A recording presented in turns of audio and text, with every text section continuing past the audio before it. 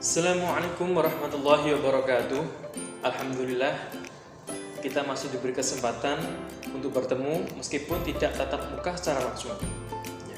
Saya di sini akan menjelaskan pada MPLS ini saya akan menjelaskan tentang cara belajar efektif di masa pandemi COVID-19. Belajar efektif di tengah pandemi COVID-19. Langsung saja. Pengertian belajar. Apa yang dimaksud dengan belajar? Belajar merupakan kegiatan berproses dan merupakan unsur yang sangat penting bagi setiap jenjang pendidikan.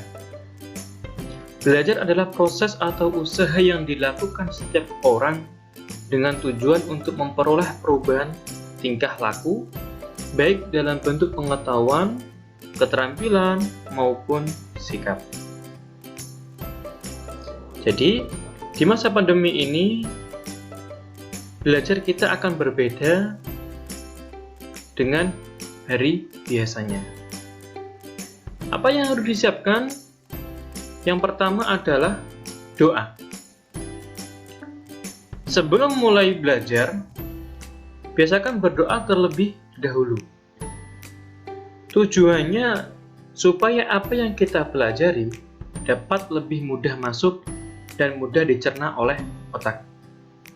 Karena dalam kehidupan kita juga harus berusaha dan berdoa. Itu namanya ikhtiar. Tidak bisa kalau kita cuma belajar saja tanpa adanya doa, atau doa saja tanpa adanya belajar.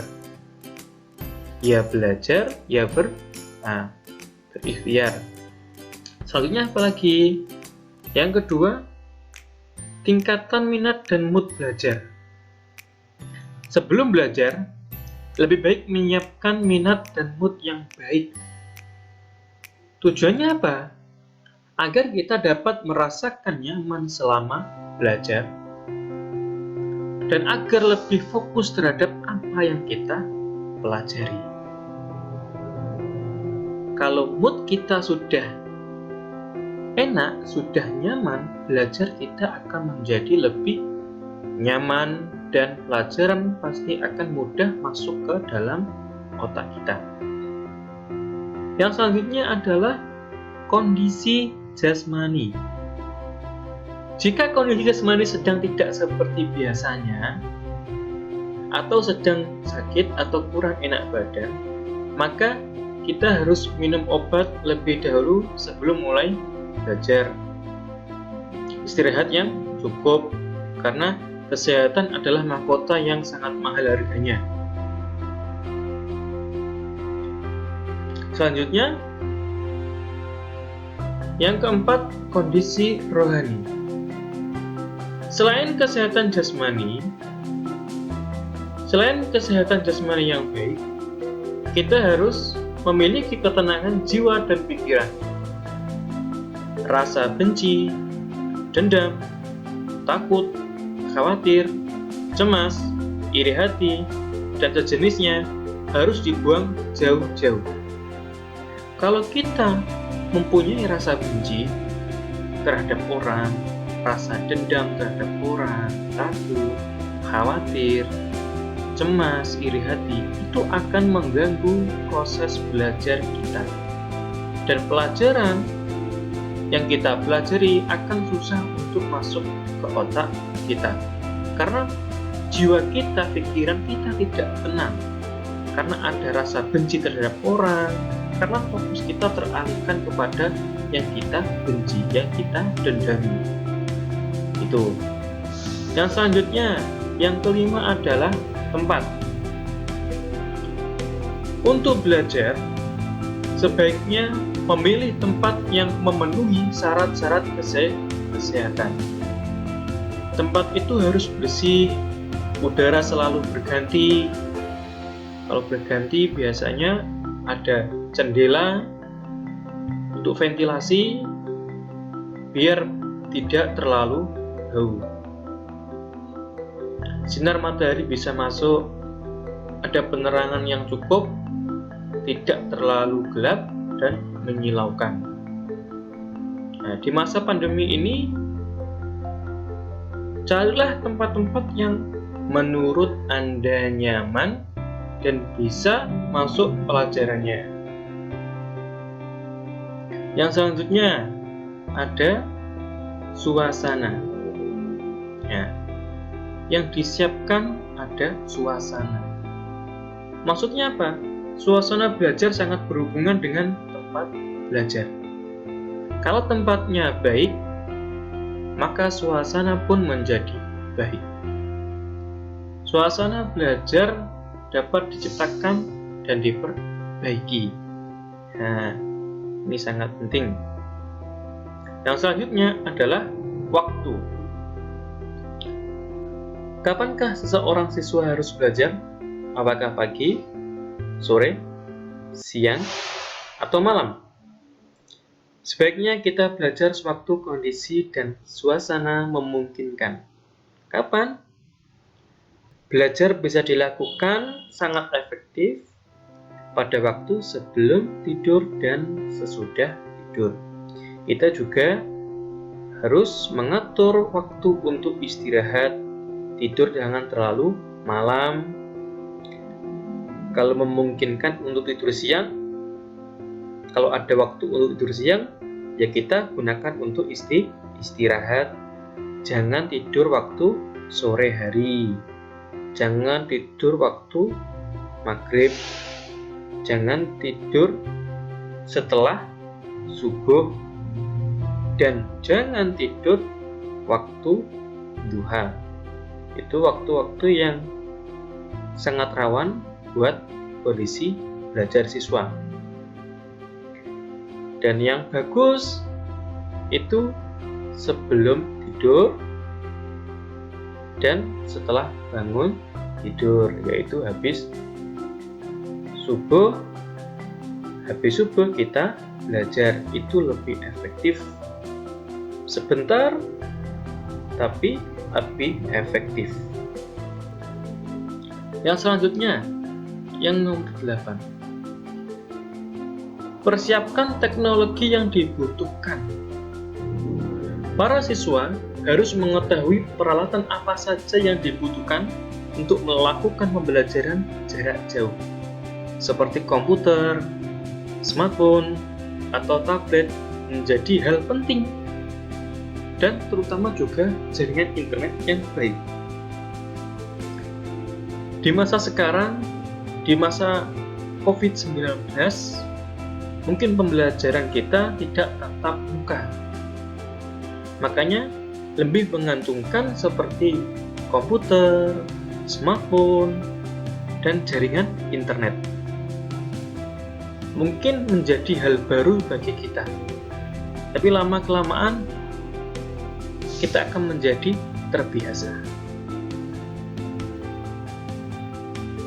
Yang selanjutnya, menggunakan media dan sumber-sumber yang relevan. Jika kita hanya menggunakan satu buku sebagai bahan patokan untuk belajar, apapun hasil yang kita dapat belum tentu maksimal. Untuk itulah, cobalah untuk mencari-cari hal yang terkait kita pelajari dengan menggunakan sumber dan media yang sudah ada. Kita bisa mencarinya dengan menggunakan internet, koran, buku lain, majalah, dan lain-lain. Tentu, kita juga tidak mau ilmu yang kita dapat hanya segitu saja, karena hanya mempunyai satu buku atau sumber yang tidak lengkap. Untuk itulah, sumber dan media hanyalah sebagai pelengkap dalam belajar yang baik dan benar. Itu tadi persiapan belajar. Yang selanjutnya, kita akan membahas tentang strategi belajar yang efektif. Strategi belajar yang efektif yaitu membuat suasana belajar yang nyaman dengan senyaman mungkin bisa sambil mendengarkan musik, bisa belajar di tempat yang sunyi sepi, dan belajar di tempat yang menurut kalian nyaman. Karena tempat yang paling nyaman itu pasti akan membantu proses belajar lebih baik. Strategi belajar efektif yang selanjutnya yaitu mulailah dari hal yang kecil. Mulailah belajar dari topik yang paling Anda kuasai atau gampang. Setelah itu, barulah dilanjutkan dengan topik yang lebih menantang. Hal ini dimaksudkan agar kita tidak langsung down atau putus asa jika mengerjakan soal-soal sulit terlebih dahulu. Kerjakan yang mudah terlebih dahulu. Jangan langsung belajar yang sulit-sulit. Belajar pada tahapannya, ada tahapannya dari gampang ke sulit, jangan sulit dulu ke gampang dulu, atau yang dikuasai atau yang disukai. Ya, belajar yang paling efektif yaitu mulai dari hal yang kecil atau yang gampang dulu. Yang selanjutnya adalah tetapkan manajemen waktu. Atur waktu belajar dengan teratur, kerjakan dengan fokus tugas yang dibebankan guru. Bagi orang-orang yang belum terbiasa belajar mandiri, biasanya akan mengerjakan tugas-tugas sekolah di menit-menit terakhir hingga waktu yang ditetapkan. Oleh sebab itu, membiasakan diri untuk belajar dan mengerjakan tugas di awal waktu adalah keterampilan yang mesti ditanamkan kepada siswa yang melakukan e-learning. Karena kita akan menggunakan belajar e-learning. Yang selanjutnya adalah belajar dengan serius. Kesalahan yang sering dilakukan siswa adalah tidak fokus ketika melakukan e-learning. Selama melakukan pembelajaran di internet, terdapat banyak sekali gangguan. Godaan untuk menonton video YouTube, mengakses media sosial seperti WhatsApp, Instagram, Facebook, dan lain sebagainya. Oleh sebab itu, penting bagi siswa untuk berusaha fokus dan konsisten selama waktu belajar yang ditetapkan. Karena banyak sekali siswa yang tidak memperdulikan belajar dari internet atau yang sekarang ini yaitu e-learning. Karena banyak siswa yang sibuk bermain smartphone-nya, bermain game. Maka dari itu, belajarlah dengan serius. Yang selanjutnya, jaga komunikasi dengan pengajar dan teman kelas. Bagi yang belum terbiasa melakukan e-learning, ia harus menyesuaikan diri untuk terus berkomunikasi dengan pengajar atau teman kelas. Jika dibutuhkan, perlu juga diadakan grup khusus untuk membahas tugas yang dibebankan pengajar, seperti grup WhatsApp, grup Telegram, dan lain sebagainya. Dan tidak harus dilakukan dengan tatap muka. Karena memang pada masa pandemi seperti ini tidak bisa tatap muka. Makanya harus dengan grup WhatsApp atau Telegram. Belajarnya juga e-learning. Komunikasi akan terjalin dengan baik untuk menghindari kesalahpahaman. Dan jika sudah terbiasa melakukan e-learning, hal ini malah memberi kebebasan dan fleksibilitas tersendiri yang tidak ditemui pada kegiatan belajar di ruang kelas.